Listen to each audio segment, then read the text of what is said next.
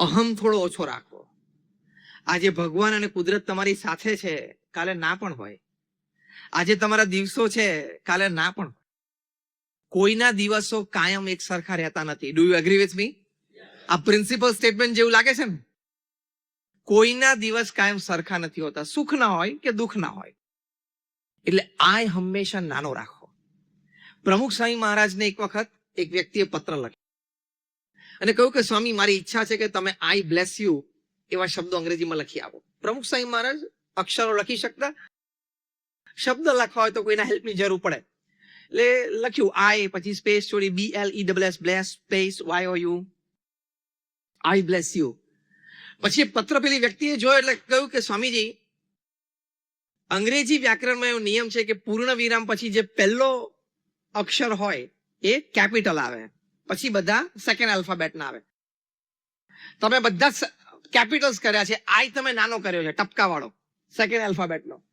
પ્રમુખ સ્વામી મહારાજે કહ્યું કે હું જાણું છું, પણ હંમેશા જીવનમાં આઈ નાનો રાખો તો મોટી પ્રગતિ થાય, સફળતા મળે અને સુખી થઈએ. તમે આઈ નાનો રાખશો ને તો એનો મોટો એડવાન્ટેજ હું તમને પ્રેક્ટિકલી કહું, વધારે લોકોને તમારી સાથે જોડાવાનું મન થશે. બહુ જ સિમ્પલ વાક્ય છે, પણ બહુ શાંતિથી વિચારજો. અહમ નહીં રાખો ને એટલે ઘણા લોકોને તમારા પ્રત્યે પ્રેમ જાગશે, તમારી પાસે આવવાનું મન થશે, તમારી સાથે કામ કરવાનું મન થશે, જોડાવાનું મન થશે, યુનિટી સ્ટ્રોંગ થશે. અને અહમ રાખશો તો લોકો તમારાથી દૂર જશે. એટલે વાણી, વર્તન, બધી જગ્યાએ વિવેક જોશે. અને એવું નહીં માનવાનું કે આપણે આ ક્ષેત્રમાં 20 વર્ષથી છીએ, 25 વર્ષથી છીએ, 40 વર્ષથી છીએ, 2 પેઢીથી છીએ, 4 પેઢીથી છીએ, એટલે બધી વાત આપણને જ ખબર હોય, હું જ જાણું અને હું જ્ઞાની છું, એવું નથી. તમને આશ્ચર્ય થશે કે out of the 100 best thoughts that have changed the course of history upon this earth, 77 have come from class 3 and class 4 employees. 100 વિચારો જેને દુનિયાની કરવટ બદલી નાખી, એમાંથી 77 વિચાર ક્લાસ 3 અને ક્લાસ 4 કર્મચારી પાસેથી આવ્યા છે, 3 પીસ સૂટ અને ટાઈ વાળા પાસેથી નથી આવ્યા. હું તમને એક એક્ઝામ્પલ આપું. ઇંગ્લેન્ડમાં ICC ચર્ચા થતી હતી. આ બધા મુદ્દા આપણે ફ્લેક્સિબિલિટી નીચે ચર્ચા કરીએ છીએ. ફ્લેક્સિબિલિટી ટુ ચેન્જ, એમાં મોટો મુદ્દો છે આ ઓછો કરો એટલે ફ્લેક્સિબલ થઈ શકાય. ICC લંડનમાં ચર્ચા થતી હતી કે ફૂટબોલમાં પૈસા છે એટલા ક્રિકેટમાં કેમ નથી. 3 કલાકનું બ્રેઇન સ્ટોર્મિંગ ચાલ્યું. ફૂટબોલ જેટલા પૈસા ક્રિકેટમાં જોઈએ. ખૂબ ચર્ચાઓ ચાલી પણ કોઈ નિષ્કર્ષ ના. મીટિંગ પતી એટલે ICC ના એક ક્લર્ક જે minutes of the meeting note કરતા હતા, એને પ્રેસિડેન્ટને કીધું કે sir, if you permit, can I give my opinion? I have a suggestion. એને કહ્યું કે અમે બધા આટલા મોટા મોટા બેઠા હતા, 3 કલાક બ્રેઇન સ્ટોર્મિંગ સેશન કર્યું અને કઈ મુદ્દો હાથમાં ના આવ્યો તો આ તો બિચારો શું કહેશે? તો કે નોટ નાઉ, પછી મને કહેજે, અત્યારે હું બધા મોટાઓ સાથે મીટિંગમાં છું. કારણ કે એ તો કર્મચારી હતો સામાન્ય. 2-4 દિવસમાં પછી એમણે કહ્યું કે બોલ, તારે શું વાત હતી? એટલે પેલા એમ્પ્લોયીએ કીધું કે સર, તમારે ફૂટબોલમાં જેટલા પૈસા છે એટલા ક્રિકેટમાં લાવવા છે? તો કે હા. સર, ગેમ નાની કરી નાખો, 20 ઓવરની કરી નાખો. ICC ના પ્રેસિડેન્ટ કે મૂર્ખ છું, 5 દિવસની ટેસ્ટ આપણે 50 ઓવરની વન ડે ઇન્ટરનેશનલ કરી, હવે 50 માંથી તું 20 કરે છે? એબ્સર્ડ આઈડિયા. આ બધા 100 આઈડિયાઝ જેને પૃથ્વી ઉપર કરવત બદલી નાખી, બધા at first go were rejected as absurd ideas. હા, થોડી વાર 2 કલાક પછી પાછો એને બોલાવે, તું શું કહેતો તો, વાત તો કર ડિટેલમાં. ચેમ્બરમાં બોલાવીને પૂછ્યું એટલે કે સર 20 ઓવર એટલે દરેક બોલે છક્કો ચોક્કોની શક્યતા રહે, વાગે, અને કદાચ છક્કો ચોક્કો ના વાગે તો બેટ્સમેન તો પ્રયત્ન કરે જ છક્કો કે ચોક્કો મારવાની જ. આપણે એ લેવલની એનર્જી ગ્રાઉન્ડ ઉપર જોઈએ છે કે એવરી બોલ must go outside the boundary, એવો પ્રયત્ન બેટ્સમેન કરવો જોઈએ અને રિઝલ્ટ આવી જવું જોઈએ 3 કલાકમાં, તોની મજા છે.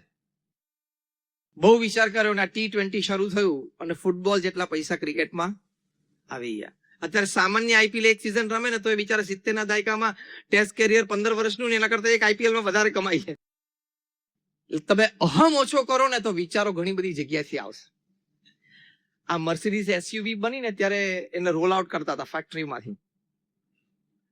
તો રોલ આઉટ કરતી વખતે ખબર પડી કે આ બીમ થોડો નીચે છે, એટલે બીમ તો એની જગ્યા હતો પણ ગાડી થોડી ઊંચી છે તો ગાડી બહાર નહોતી નીકળતી. 4-5-10 એન્જિનિયર ભેગા થયા અને 15 મિનિટની ચર્ચાના અંતે નક્કી કર્યું બીમ તોડવો પડશે, કારણ કે બીજી ઘણી ગાડીઓ કાઢવાની હતી. ગેટ કીપર દૂર ઉભા હતા ને એને આવીને નજીક કીધું સર બીમ તોડાય નહીં.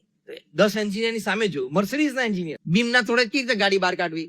તો કે સાહેબ 4 ટાયરની હવા કાઢ નાખો, ગાડી બહાર નીકળી જાય, બહાર ખાલી હવા ભરવાની, બીમ થોડે તોડાય. અને 10 એન્જિનિયર આમ જોઈ રહ્યા, ચોખ્ખી દેશી ભાષામાં મોઢું વકાસી, પછી બધી ગાડી એ રીતે બહાર કાઢી, બહાર આવીને હવા ભરી દેશું, બીજું શું. એટલે આવી રીતે ત્યાં, એટલે ઘણી વખત આવા વિચારો સારા માણસો નાના માણસો પાસેથી આવે છે. એ આપણે આપણો અહમ ઓછો કરીને તો આપણે સ્વીકારી શકીએ, ફ્લેક્સિબિલિટીનો આઈ કરતા. ધીસ ઇઝ સ્પિરિચ્યુઅલ ઇન્ટેલિજન્સ, આધ્યાત્મિક બુદ્ધિ છે કે ભાઈ નાના માણસને પણ હું સાંભળું, એની પાસે પણ કંઈક સારો વિચાર હોય, એની પાસે પણ ઇન્ફોર્મેશન હોય. કારણ કે બાંધકામ તમે કરો છો આરબીએ, પણ તમારા કરતા જમીનો ક્યાં વધારે પડી છે ને એ પાસે રેરવાન ખબર હોય. હા, કારણ કે તમે ઓફિસમાં બેસો છો અને આ લોકો ફિલ્ડ વર્કર્સ છે. એમ આઈ રાઈટ? એટલે ઇન્ફોર્મેશન શેરિંગ આ પણ એક મોટી વાત છે. બીજી, તમે આય ઓછો કરો ને, એટલે મેં જે વાત કરી કે હ્યુમન રિલેશન્સ તમારે બહુ સ્ટ્રોંગ થાય. According to Harvard study, 80% of your business depends upon your human relations with people. કોઈ પણ ધંધાનો 80% વિકાસનો આધાર તમારા માનવીય સંબંધો છે. 20% તમારી technical expertise. All the academics that you have, all the technical expertise you have, all the experience that you have, know-how, back support systems, platforms, એનો 20% જ રોલ છે. 80% રોલ શેનો છે? તમારા માનવીય સંબંધો. ઘણા બધા આરબીએ ના મેમ્બર્સ એવા હશે કે એમને જ્યારે નક્કી કરે કે હવે આ પ્રોજેક્ટ આપણે લોન્ચ કરવો છે અથવા સેલિંગ શરૂ કરવું છે, તેના મોઢે જે 1-2 નામ પહેલા હોય ને, એ માનવીય સંબંધો વાળા સમજવાના, એની સાથે એને વ્યવહાર સારો કર્યો છે. Human relations are most critical. એ આ સ્પિરિચ્યુઅલ ઇન્ટેલિજન્સ છે. અને જે એટલે કે જાહેર ક્ષેત્રમાં હોય એમાં મુખ્ય ગુણ હોય, જાહેર ક્ષેત્રમાં જે જીવન જીવતા હોય ને એનો મુખ્ય ગુણ હોય, કોઈ પણ પ્રકારનું જાહેર જીવન. પ્રમુખ સ્વામી મહારાજના માનવીય સંબંધો અમે બહુ નજીકથી જોયા છે. એક વખત પ્રમુખ સ્વામી મહારાજ ત્યાં આટલાદરા બરોડામાં હતા. એમની ઉંમર 90 વર્ષની, 2010ની સાલની વાત છે. મંદિરના દાદરા 2 સેવક સંતોના ટેકા સાથે નીચે ઉતરતા હતા. વરસાદ પડેલો હતો, આરસના પથ્થરો ભીના હતા, એટલે બહુ ધ્યાનપૂર્વક ધીમે ધીમે ઉતરતા હતા. 5-7 હજાર માણસો દર્શન કરવા ઉભેલા. એની વચ્ચે એક નાના બાળકે પુષ્પ ઊંચું કર્યું. પ્રમુખ સ્વામી મહારાજ વિધાઉટ સેકન્ડ હેઝિટેશન સેવક સંતનો હાથ છોડી નાના બાળકના હાથમાંથી પુષ્પ લીધું. આ માનવીય સંબંધો કહેવાય. આ દરજ્જાની વ્યક્તિ, આવા મોટા એક ઇન્ટરનેશનલ વ્યક્તિ, કારણ કે પ્રમુખ સ્વામી મહારાજનું સન્માન બ્રિટિશ પાર્લામેન્ટમાં સ્ટેન્ડિંગ ઓવેશન સાથે થયું છે 1988માં, એટલે આજથી 35 વર્ષ પહેલા. કેનેડાની પાર્લામેન્ટમાં થયું છે સ્ટેન્ડિંગ ઓવેશન સાથે, કેન્યાની પાર્લામેન્ટમાં થયું છે, અને 40 કરતા પણ વધારે કી ટુ ધ સિટી અમેરિકાના શહેરોમાં મળી છે. પણ એક નાના બાળક આટલી ભીડમાં હતો, એને એક નાનું પુષ્પ આપવું હતું. પ્રમુખ સ્વામી મહારાજ એમને અટેન્ડ કર્યો.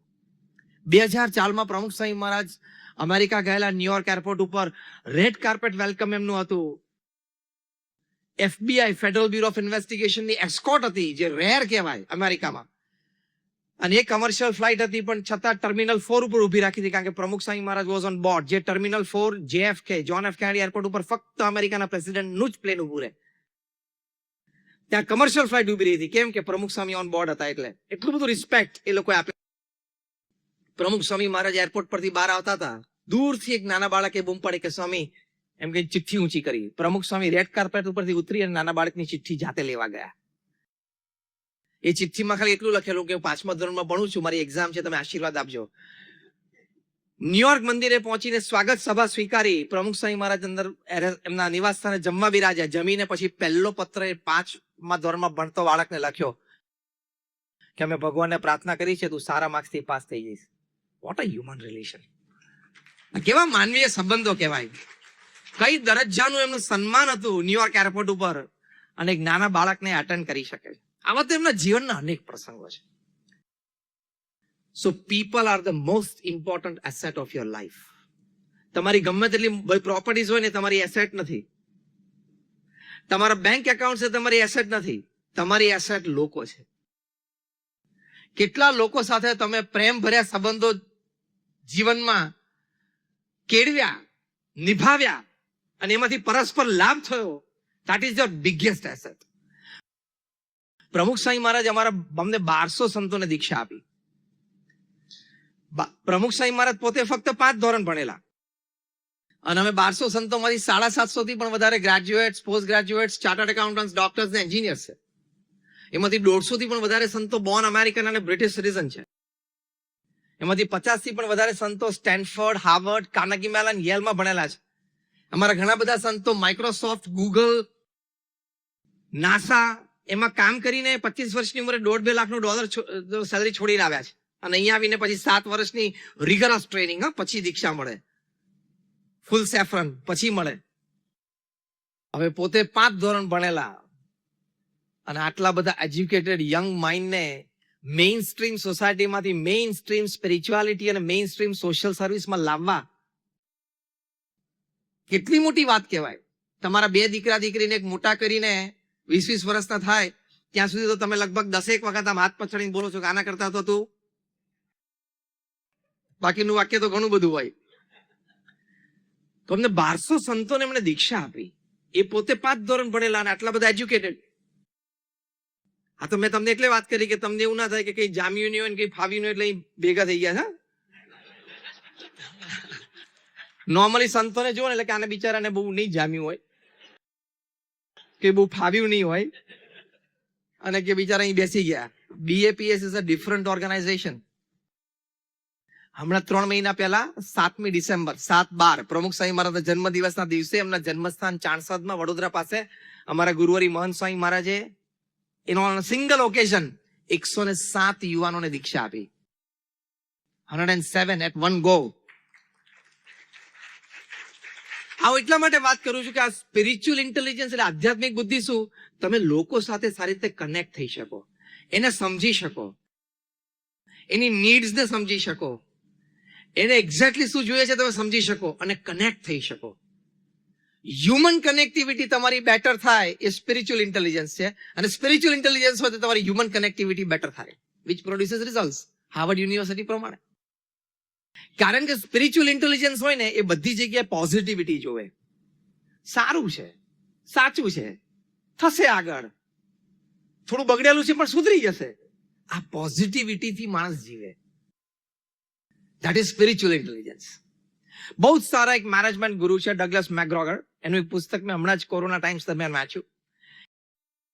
એમણે કહ્યું કે સફળ અને અસફળ કંપનીઓ વચ્ચે ફેરફાર શું છે. મને થોડોક એવો વિષય આપવામાં આવે છે કે સ્પિરિચ્યુઆલિટી એન્ડ મેનેજમેન્ટ. સફળ અને અસફળ કોર્પોરેશન્સ વચ્ચે ફેર શું છે? તો અસફળ કોર્પોરેશન્સ છે ને એમાં ટાઈપ X મેનેજર્સ એમને નિમ્યા અને સફળ કોર્પોરેશન્સમાં ટાઈપ Y મેનેજર્સ એટલે કે executives. What do type X managers do and see and have an attitude? તો ડગલસ મેકગ્રોગર લખે છે કે ટાઈપ X મેનેજર્સ છે જેના લીધે કંપની અસફળ જાય છે, એ લોકોનો એટીટ્યુડ શું છે? આ કર્મચારી ખાલી પગાર આપી એટલું જ કામ કરે છે, આ નીરસ જેવો છે, આનામાં બુદ્ધિ ઓછી છે, આ ટાઈમે કામ પર નથી આવતો, આ કઈ મને બહુ પ્રોફિટ નહીં કરાવી દે. આવા એટીટ્યુડથી કર્મચારીને જોવે છે. અને જે સફળ કોર્પોરેશન છે એમાં ટાઈપ Y મેનેજર્સ એ લોકો કેવી રીતે પોતાના કર્મચારીને જોવે છે? સારો છે, આને તક આપીએ તો પ્રગતિ કરે એવો છે, આને ચાન્સ આપીએ તો આ કામ કરી બતાવે એવો છે. આ પહેલો આવે છે અને છેલ્લો જાય છે, પેલો કંપનીને વફાદાર છે, એમ પોતાના કર્મચારીઓમાં 2-3 સદગુણો જાણી રાખે છે. ટાઈપ X એમ કે જો આ તો 2-4 વર્ષ પછી ક્યાંક જતો રહેવાનો.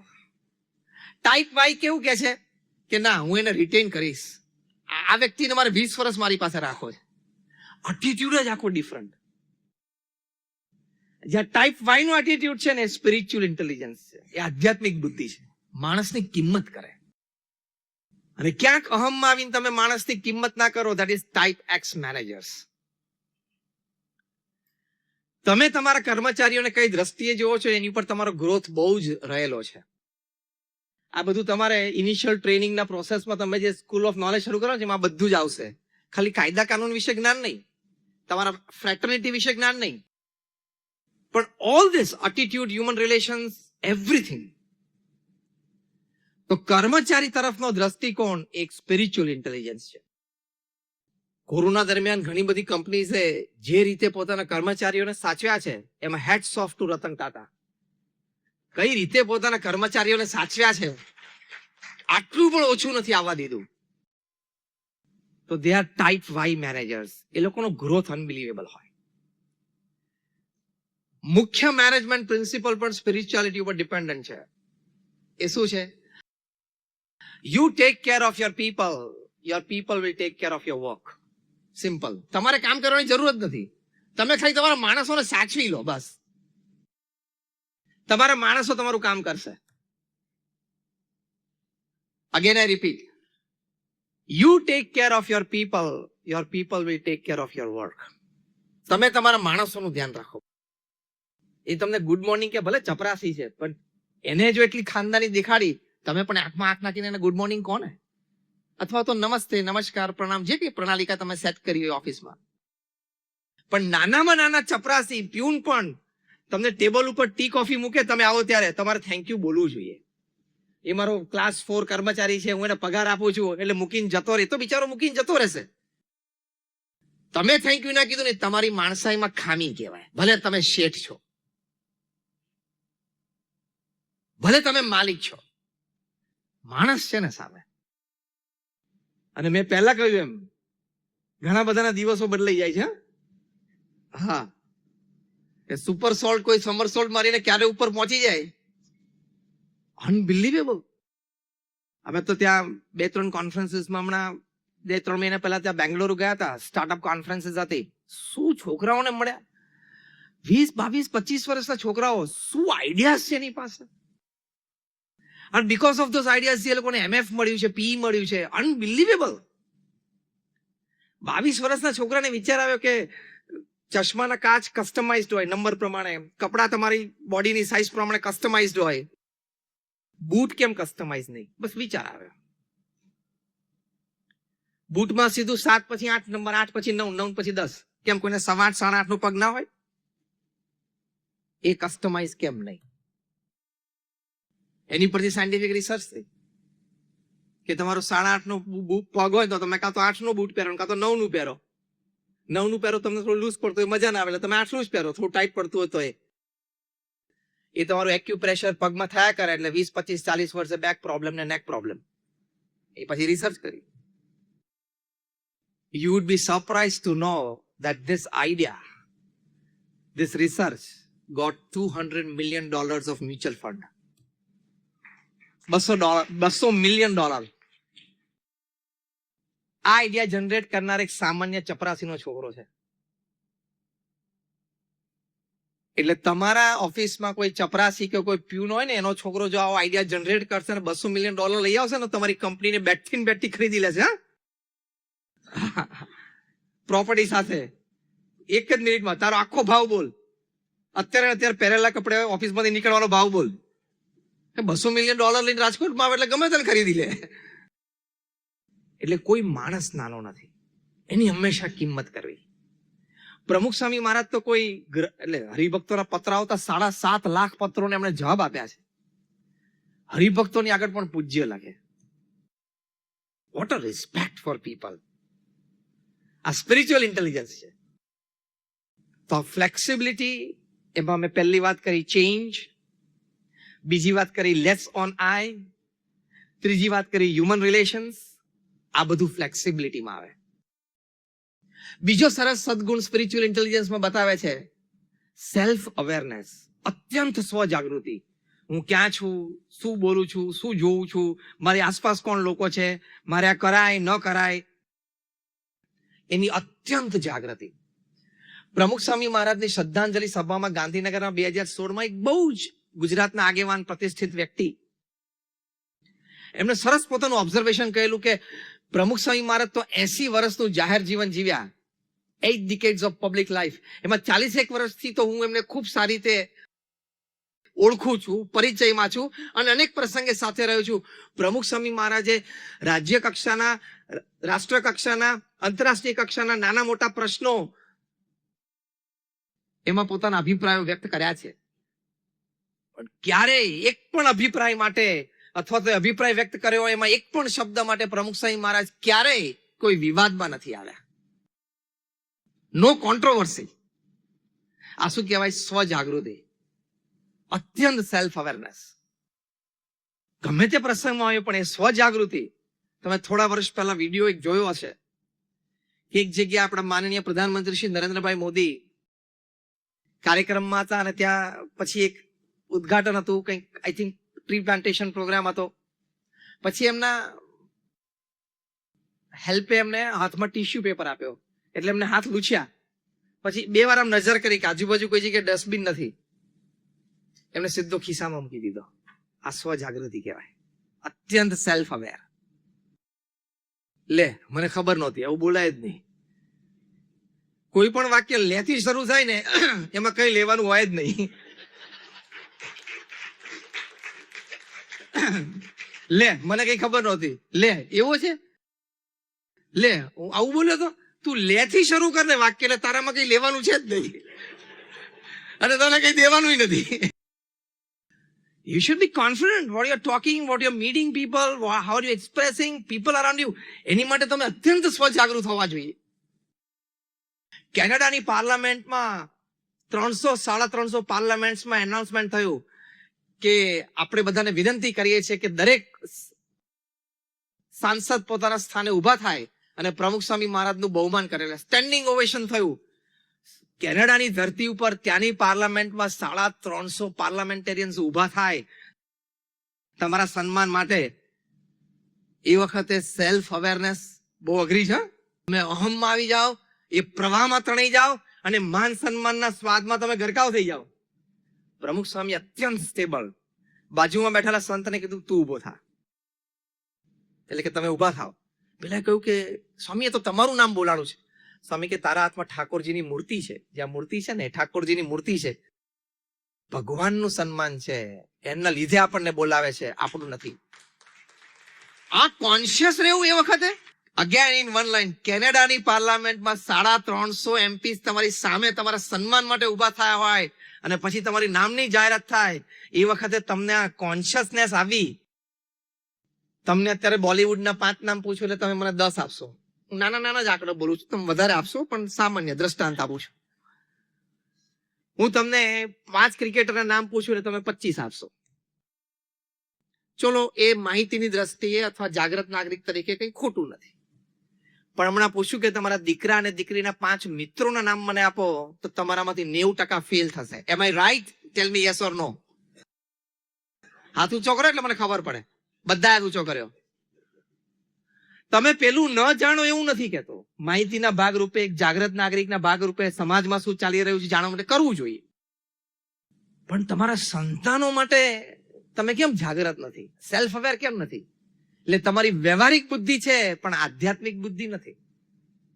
એ તો ફેમિલી કમ્સ ફર્સ્ટ. તમારા મંદિરમાં એક આવ્યા હતા એક ભાઈ અને એના નાના દીકરાને લઈને. આમ તો 12-13 વર્ષનો હતો, અર્લી ટીનમાં હતો. સાજીક અમારા સંતોએ પૂછ્યું કે પિતાને કે કયા ધોરણમાં ભણે છે?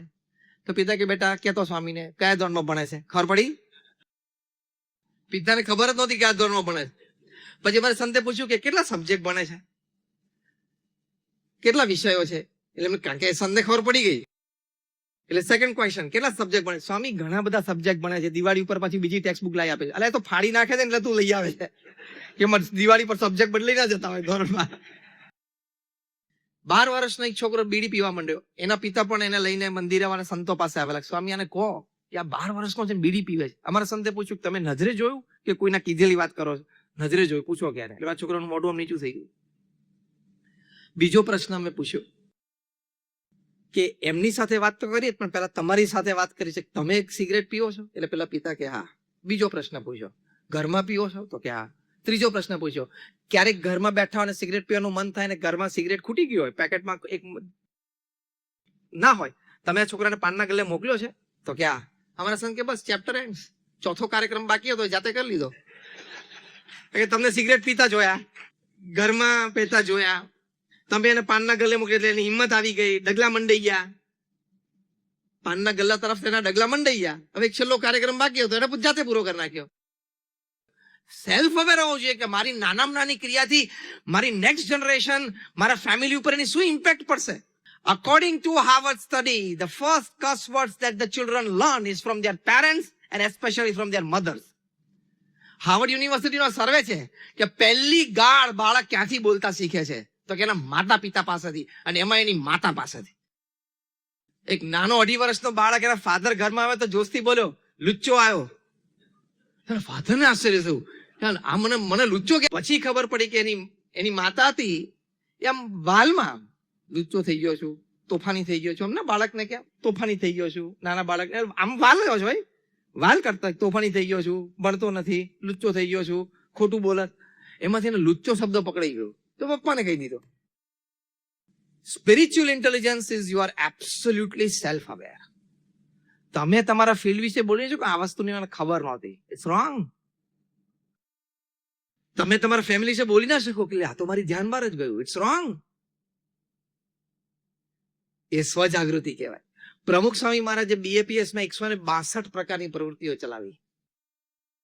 Environmental, medical, educational. તમે નંબર 48 નેશનલ હાઈવે ઉપર નીકળો, પેલા નંબર 8 હતો, હવે નંબર 48. આબુથી માંડીને બોમ્બે સુધી દર 25-50 કિલોમીટર અમારી એક સંસ્થા આવે. એટલું બધું કાર્ય પ્રમુખ સ્વામી મહારાજે કર્યું, પણ એ વોઝ ફુલ્લી સેલ્ફ અવેર. કોઈ જગ્યાએ પ્રમુખ સ્વામી મહારાજે આ શ્રદ્ધાંજલિ સભામાં માનુભાઈ વાત કરી હતી, 40 વર્ષથી નજીક છું, કોઈ જગ્યાએ પ્રમુખ સ્વામી મહારાજે જાહેરમાં કે ખાનગીમાં એક પણ જગ્યાએ વિવાદ થાય એવી વાણી કે વર્તન રાખ્યું નહીં. That is self awareness. એક ત્રીજી સુંદર વાત છે, મને આપ્યો સમય છેલ્લી 5 મિનિટ બાકી છે, હું ખાલી લિસ્ટ આઉટ કરી દઉં છું.